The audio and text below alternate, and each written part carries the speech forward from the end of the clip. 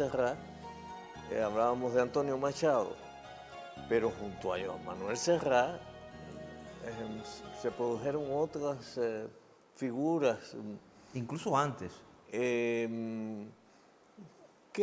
tenían esa dirección de protesta sutil o abierta ante la dictadura franquista. Son unos cuantos autores, verdaderos poetas también, o que se sirven de los grandes poetas de la resistencia. A principios de los 60, creo que fue en el 61, Alberto Cortés, el cantautor argentino adoptado en España, también hizo un disco, todo un trabajo de divulgación de la poesía española.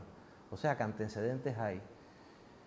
Como también hay antecedentes de la canción contestataria, como es el caso de Raimón, o compañeros de generación de Serrat que tienen un peso extraordinario en las luchas por legitimar la cultura catalana, como es el caso de Luis Llach, a quien conocí en el año 70 porque vino invitado acá a un festival.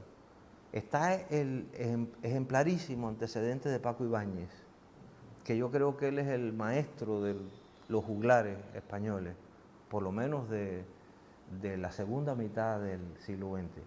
Un gran lector de poesía y era muy certero en lo que escogía, que en esto intervenía no solamente el goce estético, sino también el compromiso ético. Era muy importante también eso, y ha sido muy importante eso, creo que en el trabajo de Paco. Y son cosas de las que uno, sin darse cuenta, bebe, aprende, ¿no?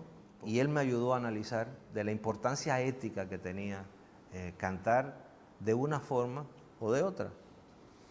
Nosotros seguíamos luchando por la justicia social y hemos sido autocríticos siempre y hemos hecho canciones que algunos han interpretado como contrarrevolucionarias, incluso a veces porque es que nos parece que la crítica tiene que jugar un papel dentro de la canción, igual que lo juega en el cine, igual que lo juega en la literatura, en la poesía.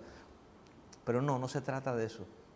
Se trata de que nosotros teníamos conciencia de que no corríamos los mismos riesgos que corría el resto de los que hacían el mismo tipo de canción que nosotros en otros países. Yo decía, por ejemplo, ponerse al lado de los obreros o al lado de los campesinos, a mí no me cuesta ningún trabajo, a mí no me van a caer a palos por cantar eso en un meeting, pero a cualquiera de estas otras personas, de estos amigos de cualquier lugar del continente, les pueden caer a palos, los pueden meter presos, los pueden torturar. Pues quizás eso alimentó un poco la necesidad en algunos de nosotros de correr esos riesgos en otros países. Es muy probable que eso es lo que me ha llevado a mí y a otros trovadores de mi generación a Angola, por ejemplo.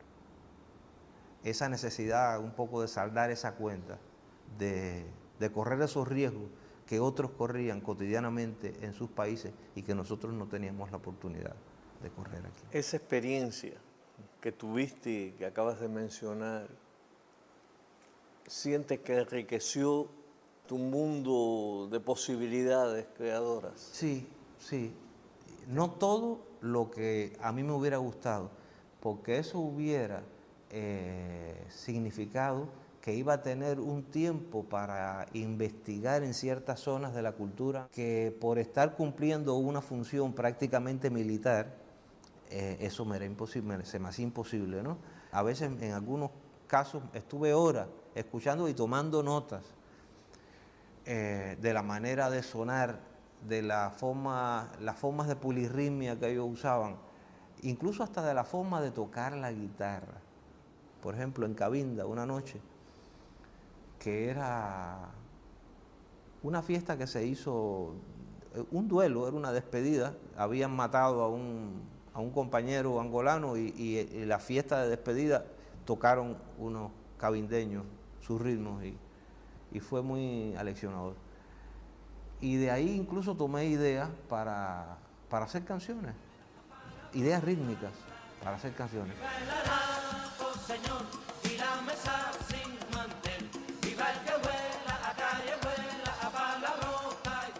A mí me llamaba mucho la atención lo que tú hablabas sobre la inmediatez de las imágenes y la inmediatez de los sonidos, sobre todo. Lo de la inmediatez de las imágenes viene ocurriendo en la edición cinematográfica desde hace muchos años.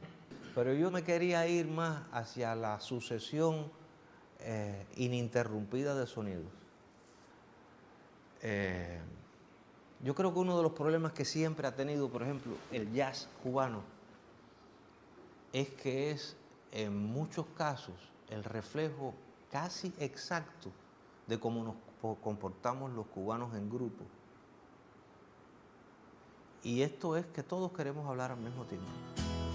No busquen más alrededor, ustedes son, no busquen más, no es el de atrás, ustedes son, no es el de al lado, no, eres tú mismo, sí, el que sonríe bien, el que sabe callar. Por eso, a pesar de que contamos con extraordinarios músicos de jazz, siempre los hemos tenido.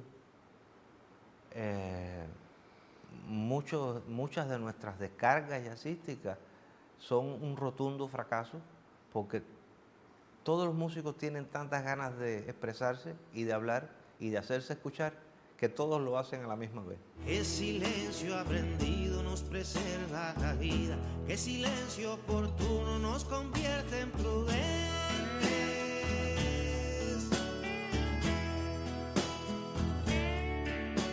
El jazz, como todos los lenguajes, y en este caso estamos hablando del lenguaje rítmico, por mucha sucesión de sonidos que exista, siempre tienen que haber silencios. Y esto yo creo que está uno de los grandes cultivadores del silencio como valor musical era Beethoven, la importancia del silencio en la música. Es cierto lo que tú dices de que a veces se escuchan músicas actuales en que los sonidos no te dejan respirar, no te dejan darte cuenta por eso dije hace un rato que a veces el ritmo no dejaba escuchar el ritmo. A veces, porque si tú no dejas algunos huecos entre un golpe y otro, llega un momento en que todo lo que suena es un sonido constante. El silencio. Ya no hay huecos que tapar. El silencio es un sonido. Por supuesto, importantísimo además, que te permite apreciar el ritmo, que te permite apreciar la frase, que te permite apreciar la respiración de la música. Y sin esa respiración es muy difícil que haya música. Sé que todas las palabras con que le canto a la vida vienen con muerte también. Sé que el pasado me odia y que no va a perdonarme mi amor con el porvenir. Por eso manda verdugos con todos los uniformes. Mi asesino es el pasado, aunque con mano de hombre. Yo también me viro de vez en cuando al pasado. Hay siempre cuentas pendientes con el pasado. Sobre todo para un autor de canciones, de tantas canciones además.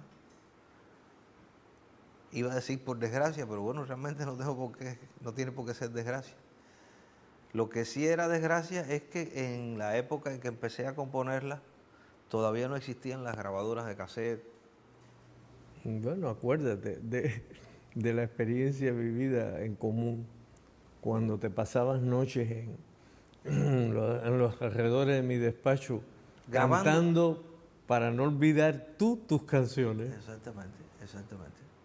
Y a veces yo creo que ahí en la oficina de León había una grabadorita, yo grabé cosas también ahí en la grabadora esa.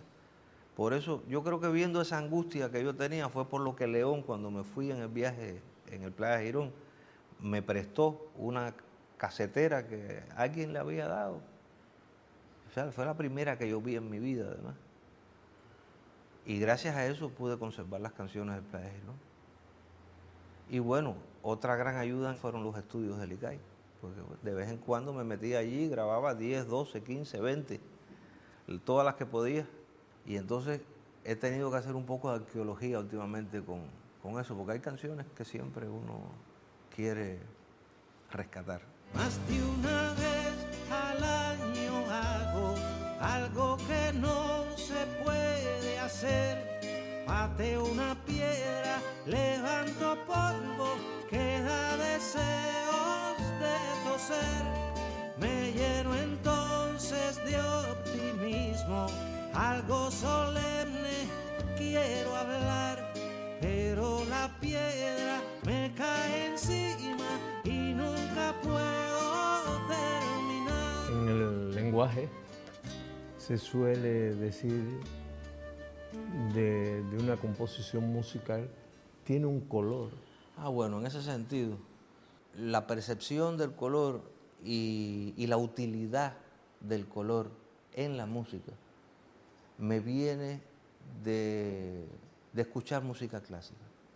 Cuando ya entré al servicio militar, ya yo entré no solo con mis libros, sino con mis discos. Yo me acuerdo que yo estaba en una unidad militar en la que me busqué un lío tremendo, porque cuando yo estaba de guardia, que a veces me ponían de guardia, a veces para levantar a los soldados, en vez de poner el disco que había oficial de las dianas de la corneta, ponía música clásica.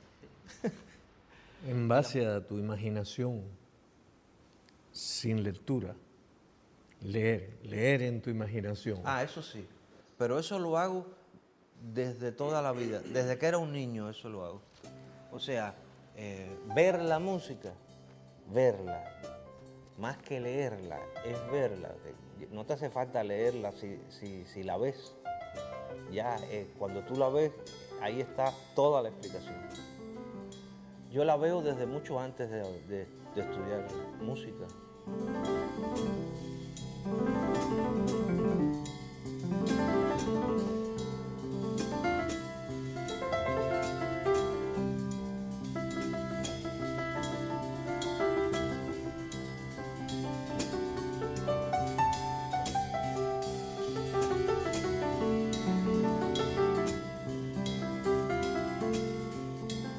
Yo soy un autor de canciones y quizás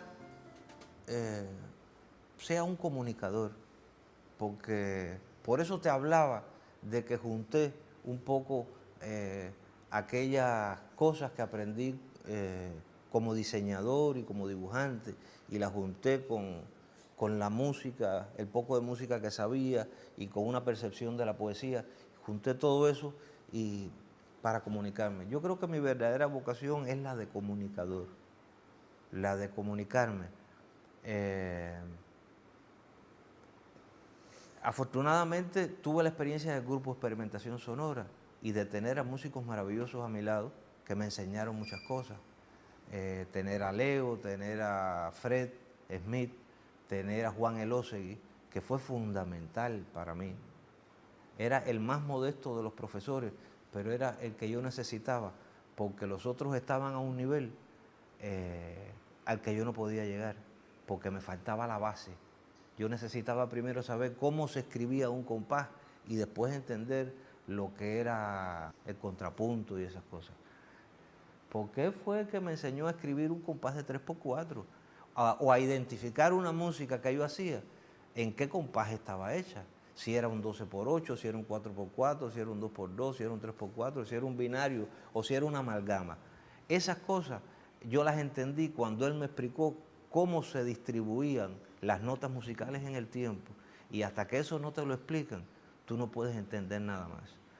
Y luego después, cuando me quise meter en camisa de once varas, pues el saber escribir diferentes melodías, el saber en qué tipo de claves se escribe cada instrumento, pues eso te permite escribir para diversas voces, para diversos instrumentos. Y esa experiencia fue la que tuve allí en el grupo de experimentación sonora, que era maravilloso porque tenías a los músicos al lado. A veces los músicos necesitan mucho tiempo para escuchar la música que escriben. Ahora mismo, hace un rato, estaba leyendo algo sobre Stravinsky, que decía Stravinsky, y es que hay cosas que escribió en su juventud que nunca ha escuchado, nada más que en su cabeza. Y nosotros teníamos la suerte de estar entre músicos ejecutantes y lectores, lo que nos permitía que cuando a cualquiera se le ocurría una idea y era capaz de escribirla, la podíamos escuchar casi inmediatamente. Entonces eso nos sirvió de mucho en el sentido de que eso acelera mucho el desarrollo, porque si inmediatamente puedes escuchar lo que escribe, inmediatamente te puedes dar cuenta de qué es lo que no suena bien, porque una de las mayores dificultades que tiene el que escribe para diversos instrumentos es encontrar quién le toque aquello que escribió.